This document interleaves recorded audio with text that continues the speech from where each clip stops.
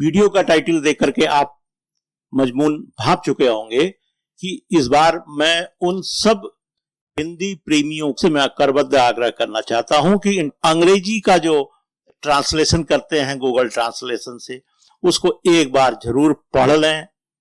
कई बार मैं ये सब देख रहा था इस बीच में, ट्रॉपिकल ईयर की बात अगर है तो ज्योतिष में ट्रॉपिकल ईयर उष्ण कटिबंधीय ईयर तो हो नहीं सकता है भाई। साइन वर्ष होगा, सोलर वर्ष हो सकता है, लेकिन ट्रॉपिकल ईयर को अगर हम उष्ण कटिबंधीय वर्ष के रूप में अपने बच्चों को पढ़ाएं जो हिंदी सीखना चाहते हैं या हिंदी और देवनागरी भाषा को सीख करके हिंदी की सामग्री, हिंदी के ज्ञान को वो परखना चाहते हैं, वो क्या समझेंगे हमारे बारे में।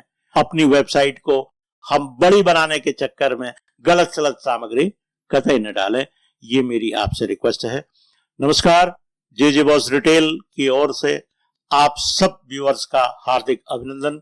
आज मैं भारतीय पंचांगों की यानी कि भारतीय ज्योतिष विकास यात्रा की 10वीं कड़ी को लेकर आप लोगों के सामने हाजिर हूं।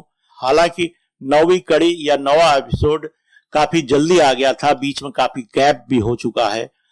अब तक कम से कम 4 से लेके 6 एपिसोड आ जाने चाहिए थे, लेकिन देखिए 9 का अंक है, ले जाएगा तो बहुत ऊपर तक ले जाएगा, कुछ व्यवधान करेगा तो थोड़ा सा ब्रेक लगा देगा, लेकिन जो भी हुआ अच्छे के लिए हुआ। यह समय मैंने आप लोगों के साथ ज्योतिष को पढ़ने में, ज्योतिष को समझने में लगाया। इसके लिए भले ही मुझे संस्कृत से लेकर के, अंग्रेजी से लेकर के हिंदी के ग्रंथों को पढ़ना पड़ा, या अपने जानने वाले जो ज्योतिष विज्ञान से जुड़े हुए लोग थे उनसे संपर्क करना पड़ा, लेकिन अच्छा लगा। जो मैं बिल्कुल नहीं जानता था, उम्र के इस पड़ाव में आकर के मैं चीजें सीख रहा हूं।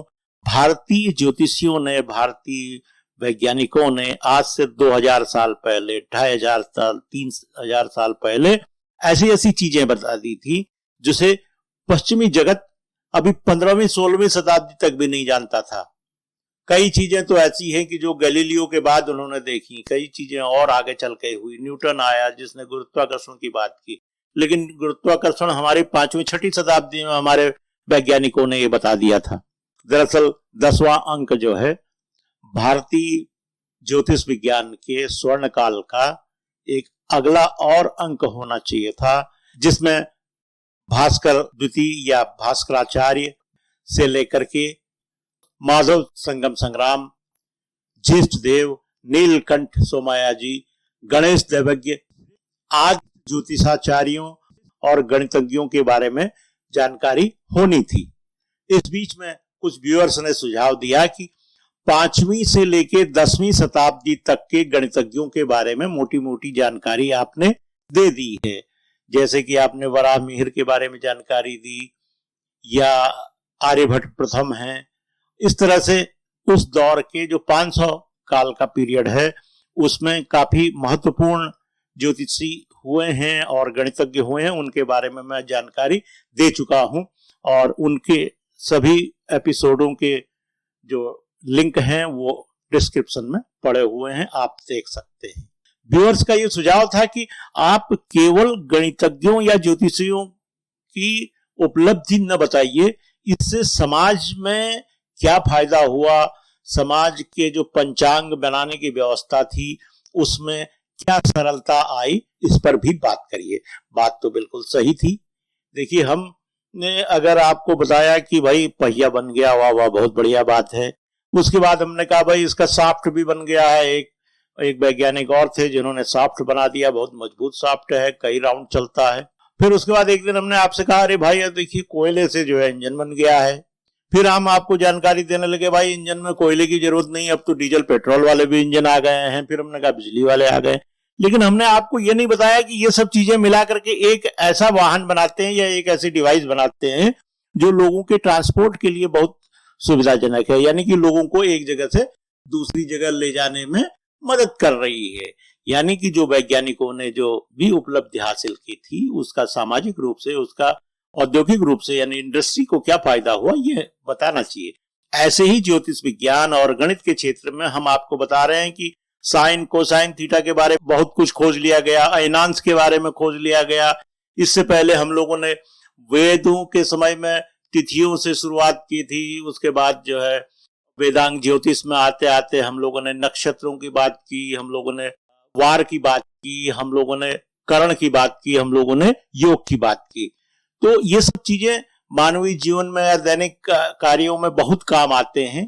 जरूरी नहीं कि ज्योतिष विद्या वाला ही इसको सीखे, ज्योतिष के अलावा आम लोग भी इस ग्रही गणना को या ग्रही विज्ञान को, खगोल विज्ञान को समझ सकते हैं, सीख सकते हैं। इतिहास के साथ वैज्ञानिकों की उपलब्धि, यानी कि जो मैंने अभी तक आपको 500 साल का इतिहास या उससे पहले मैंने आपको वेदांग ज्योतिष संहिता का जो पीरियड बताया था, वो उसके बाद से लेकर 5वीं से 10वीं शताब्दी के बीच में जो उपलब्धियां हासिल की वो आपको हम बताएं। अब उनका दोनों का सामंजस्य आपको देखने को मिलेगा आने वाली सीरीजों में। अब आज मुझे लगता है कि काफी कुछ हम लोगों ने बातें की हैं, थोड़ा सा अलग हटके की हैं। इस सब को तैयार करने में तो मेरी कुछ पुस्तकें तो हैं ही हैं, इसके अलावा मेरे बड़े भाई दिवंगत महेश जोशी जी की लाइब्रेरी से भी मैंने 3-4 पुस्तकें ली। ज्यादा प्रचलित शब्दों का हिंदी, अंग्रेजी, संस्कृत में पर्यायवाची खोजे, उनको लिखा। मैंने पाया कि पंचांग निर्माण की जो पद्धतियां हैं इनको लेकर भी बात किया जाना चाहिए। तो पुणे में एक ज्योतिर्विद हैं विनायक जी, जो कालायन नाम से अपना एक घड़ी बना रहे हैं जो तिथियों और नक्षत्रों को बताएगी। जो ये आप घड़ी देखते हैं जिसमें 24 घंटे दिख रहे हैं, इससे अलग हटके है, वो भारतीयता को लिए हुए घड़ी है और वो बना रहे हैं। तो विनायक जी से भी मैंने लिखित रूप से 2-3 बार संपर्क करके उनसे भी मैंने ज्ञान पूछा। इस दौरान देखिए मैंने इंटरनेट में ये भी देखा कि जो पश्चिमी ज्योतिष विज्ञान है उसमें भारतीय ज्योतिष को कहीं भी नगण्य के रूप बराबर स्थान मिला है। कुछ जो पुराने 18वीं 19वीं शताब्दी में जो भारत में आकर जिन पाश्चात्य विद्वानों ने भारतीय ग्रंथों का अनुवाद अंग्रेजी में किया था, उन्होंने कहीं भी अगर थोड़ी भी गणना में त्रुटि पा ली है, हो सकता है भाई 1000 साल पहले की गणना से लेकर के आज जो स्थितियां हैं वो अंतर आ गया हो, लेकिन अगर उनको थोड़ी भी त्रुटि मिली है तो उन्होंने भारतीय जो मेधा है, भारतीय जो मनीषी हैं, उनका बुरी तरह से जो है खंडन किया है या उनकी आलोचना की। ये भी एक निंदा की जानी चाहिए कि हमारे ज्योतिषियों को पढ़ने के बाद आप अपने ज्योतिष शास्त्र को आगे बढ़ा रहे हो, लेकिन अगर काल गणना में तब के, क्योंकि ग्रहों की किसी की भी गति फिक्स नहीं है, न सूर्य की गति फिक्स है, न चंद्रमा की गति फिक्स है, न पृथ्वी की है। हमें लगता जरूर है कि 24 घंटे में एक रात दिन होती है, लेकिन हम और गहरे में जाएंगे, आगे आने वाले एपिसोड्स में आपको बताएंगे कि ये फिक्स नहीं है। हम और प्रेडिक्ट भी नहीं कर सकते हैं, उनका पूर्वाभास भी नहीं कर सकते हैं कि इस बार का जो रात दिन होगा वो कितने देर का होगा, या इस बार जब हम साइन वर्ष को मनाएंगे तो हम कितने मिनट का होगा या कितने सेकंड का होगा। रात दिन को जो है 84,000 सेकंड्स के हम मानते हैं, लेकिन 84,000 के बाद 0.04 सेकंड भी कई बार हो जाता है, कई बार आधा 1 मिली सेकंड और आगे बढ़ जाता है।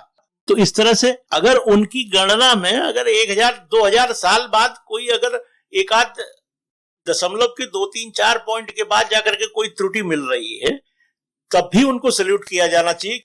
आधुनिक रूप से, आधुनिक न कैलकुलेटर थे, न कंप्यूटर थे, न आधुनिक रूप से जो यहाँ के दूरबीनें या वेधशालाएं हुआ करती हैं, तब के मनीषी अपने ही बल पर, अपने ही यंत्रों से खुद विकसित करके यंत्र बनाए थे उन्होंने, और उन्हीं के माध्यम से उनकी गणना करते थे। तो उनको जरूर सैल्यूट किया जाना चाहिए। मित्रों, अब आज जो है काफी कुछ आपसे बात हो गई है। मैं एक बार फिर से आप लोगों के माध्यम से गूगल ट्रांसलेशन करके इंटरनेट में अपलोड करने वाले लोगों से, ऐसे मनीषियों से करबद्ध निवेदन करना चाहूंगा कि वो बिना पढ़े, उस गूगल ट्रांसलेशन को बिना पढ़े, बिना शुद्ध किए अपलोड न करें। इससे हमारे भारतीय, विशेषकर हिंदी, जो देवनागरी पर आधारित जो हमारा हिंदी कंटेंट है, यही दूषित होगा। ये दूषित होगा तो हम लोग कहां जी पाएंगे। प्रदूषण तो हर जगह का खराब है। व्यूअर्स, इन्हीं शब्दों के साथ अगर मेरी ये सब बातें आपको अच्छी लगी हों और वीडियो का कंटेंट आपको अच्छा लगा हो तो कृपया आप इसे लाइक करें, शेयर करें। अगर अब तक आपने जे बॉस रिटेल यूट्यूब चैनल को सब्सक्राइब नहीं किया है तो कृपया आज ही कर लें, अभी कर लें। इन्हीं शब्दों के साथ आपसे विदा लेते हैं। बहुत बहुत धन्यवाद। नमस्कार।